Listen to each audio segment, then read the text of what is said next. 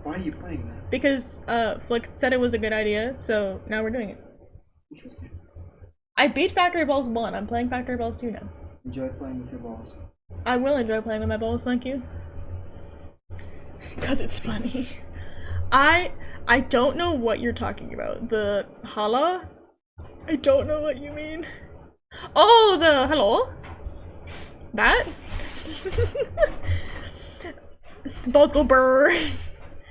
The balls do go burr. Okay, let's do that, do that, do that, do that. Yeah! The hello? Yeah, it's just because we're weird, if I'm being honest with you. Okay, so this, water, this, water, water. Yeah! Fuzzy balls. What in the goddamn... Whoa! I'll make some radioactive balls. What the fuck is that? Me win balls?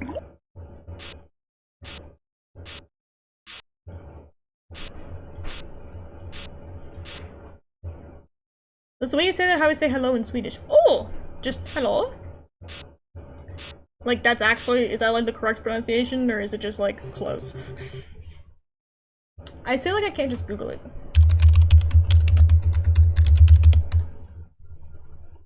Well, it's also just like hey, which I assume. Learn Swedish in 3 minutes! This is the 10-minute one.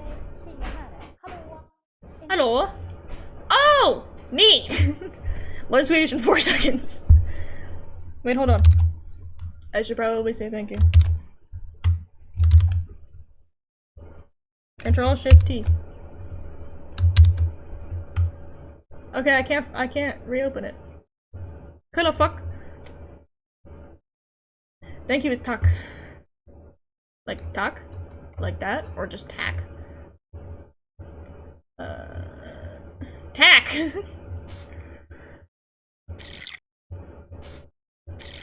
Oh, that ain't right. Okay, hold on. I have a Swedish friend. Oh, hold on, I'm dumb.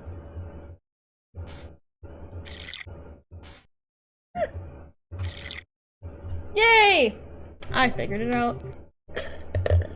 What the fuck is that?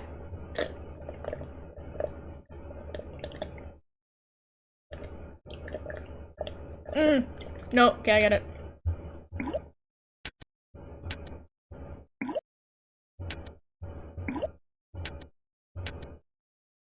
It's balls. We love balls. How do we say balls in Swedish? Is there a rough equivalent for like, because I know that things don't translate the same way, whereas like balls meaning bouncy balls versus balls meaning like testicles. What's like the Swedish equivalent of balls? I'm gonna just scan Skan or Stockholm. Balls and bollar. Is there a rough equivalent for like, can it be used in the same way of like suck my balls? Suck my bollar? Can it be used the same way? Okay, we're gonna do suck my bollar. 10 out of 10. I fucking love that. No! Shit. I gotta put the glasses on first.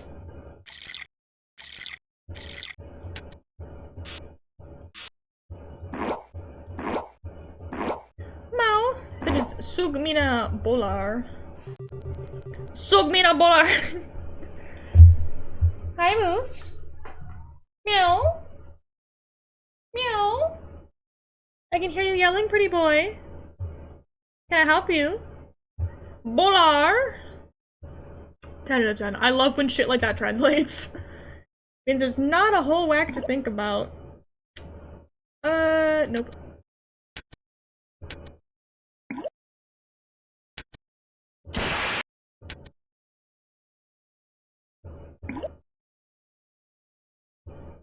How am I supposed to do that?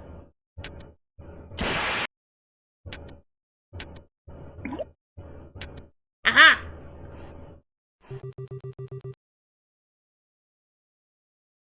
Okay, so flowers, water, flowers, grass, water. No, shit. Grass, water, flowers, water, flowers, water. Yeah! With me being a smoker, I can't have one as it hurt, like, because of the cough. Have what? Balls? What can't you have? I'm so lost. I immediately forget what I talked about. Like, that's the unfortunate aspect. I'm just like, what was I yapping about? Balls? Cats? A cold?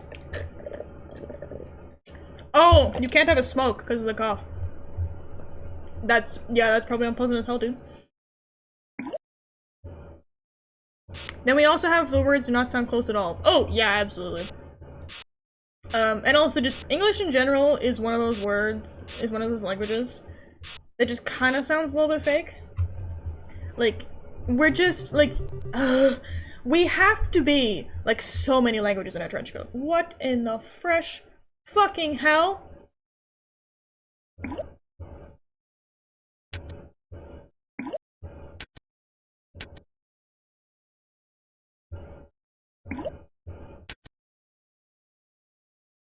Worcestershire sauce. Like, what even is that? That is, yeah.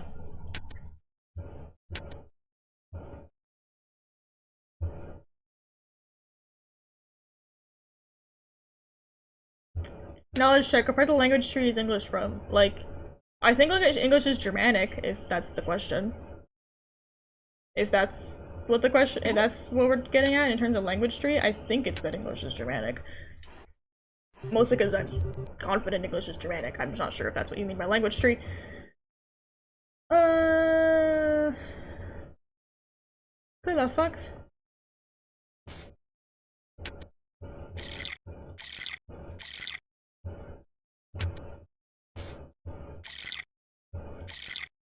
No! Shit. Okay, so,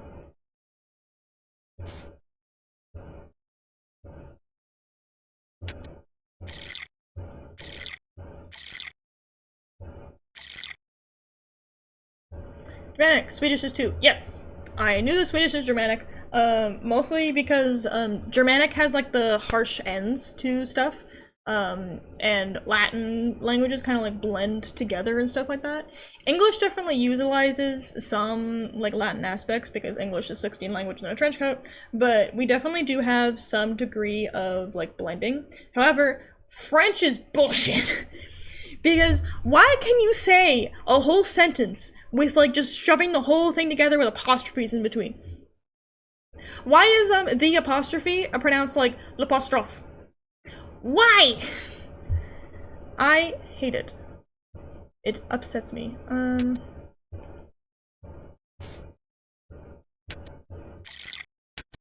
Oh, that ain't right.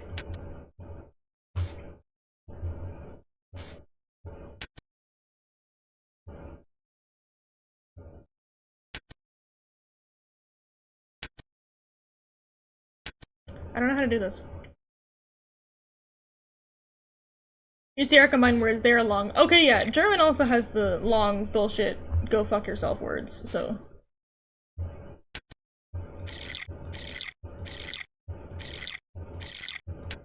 Oh, okay, I can't do that.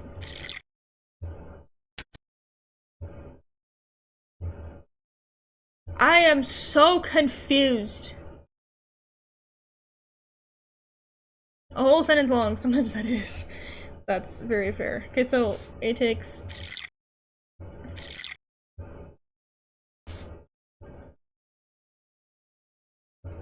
So it has to be 2 and then 1 grass.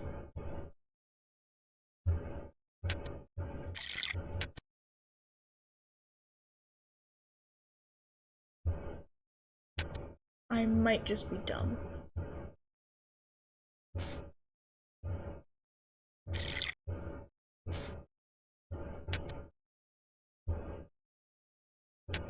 Grass first. That's kind of what I was thinking. But the thing is, you can't get rid of the grass. And you have to, like, water it a bunch of times to get the flowers.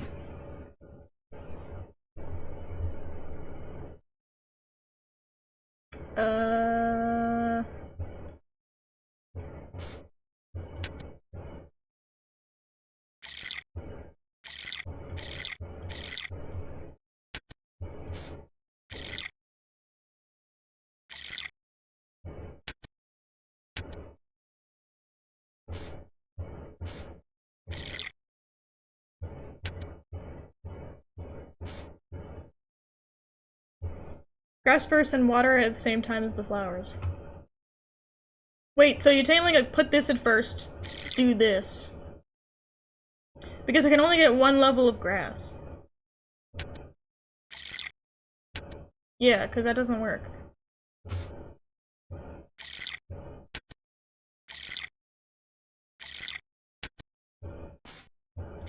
There we go! You gotta understand that sometimes I'm just really fucking stupid. What does this do?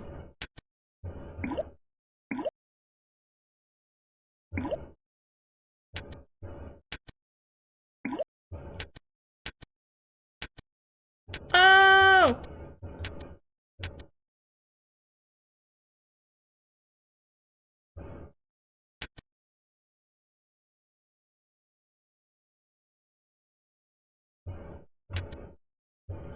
Ew, stupider.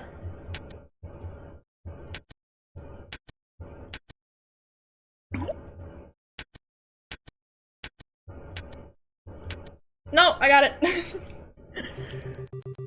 Look at my funny story. Hold on. One time my dad was looking at a cookie video, but it had closed captions on it. Instead of saying Worcestershire sauce, it said wash your sister sauce. Oh, that is so unfortunate. I hate that for you.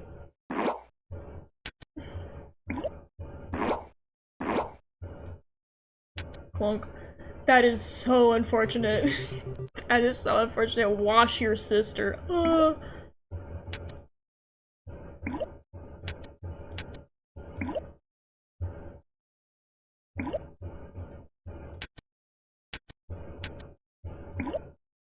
I love wash your sister sauce. It's my favorite sauce. Hold on, I'm using the emote. Bad. Bad. Bad. Okay. Back to normal FaceTime. Oh, what the fuck? Oh, no, this is fine. No way, shit, it's not fine.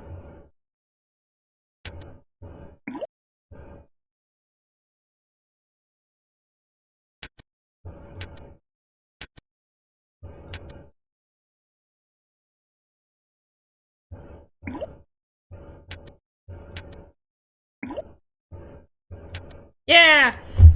I like how I just like lock the fuck in when I'm playing Factory Balls. I love locking the fuck in when I'm playing Factory Balls. I like when there's 5 of you watching me play Factory Balls. Like that's totally normal.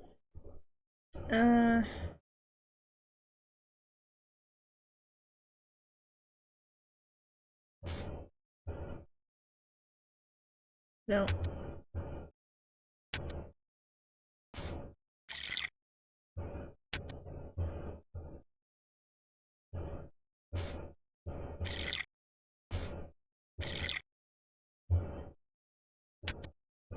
I knew that I fucked it up.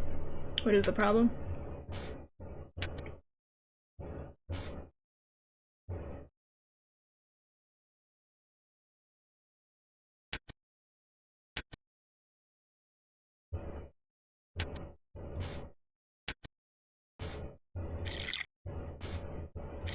Got it. I love Wash Your Sisters.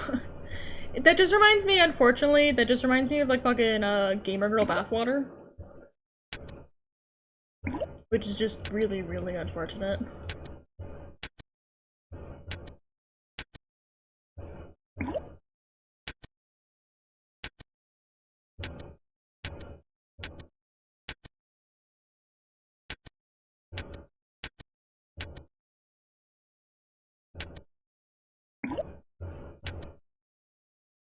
Oh shit, it's backwards! Oh yeah, the Delphine. Yeah, the Delphine. I think I have to do green first. Yep. Nope. Yep.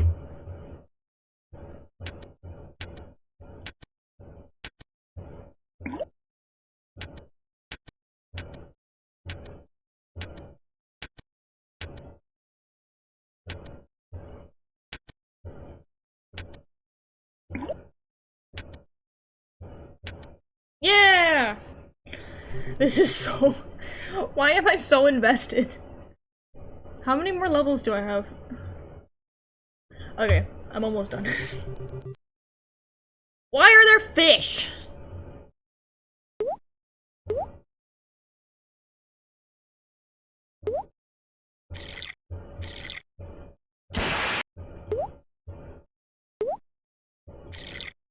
What?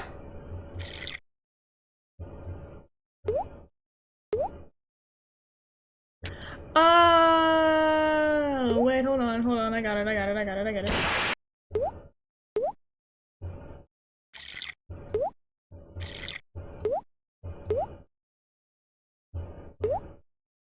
Yeah! I'm like, hold on.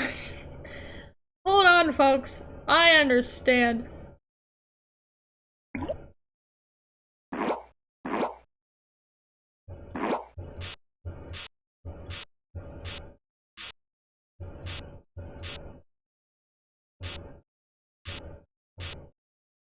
The crazy bunny.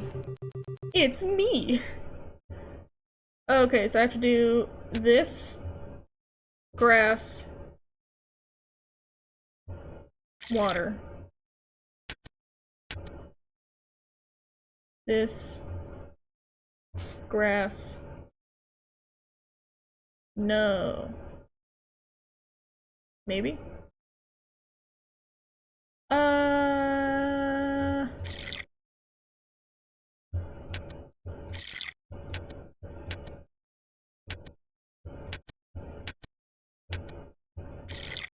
Cool!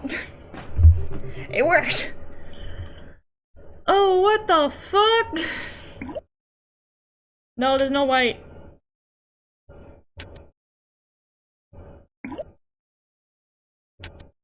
Okay, so... God, I wish I could rotate the other way.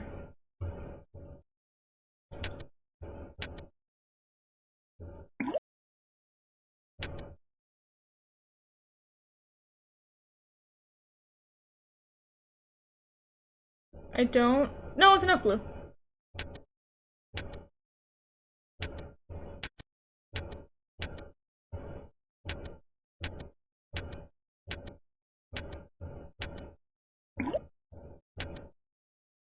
Fuck!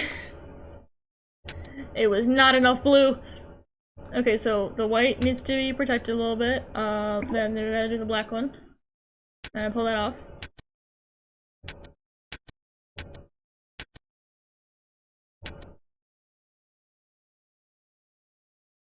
So I need to have it be like here-ish. Protected. I think.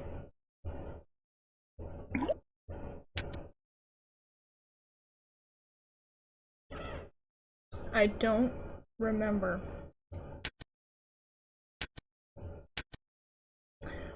Fuck!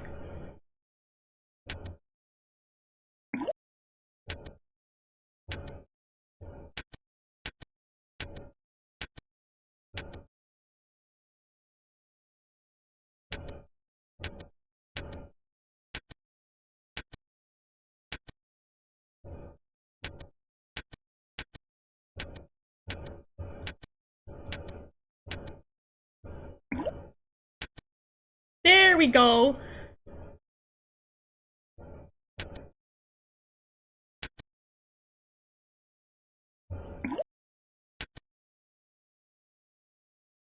Why?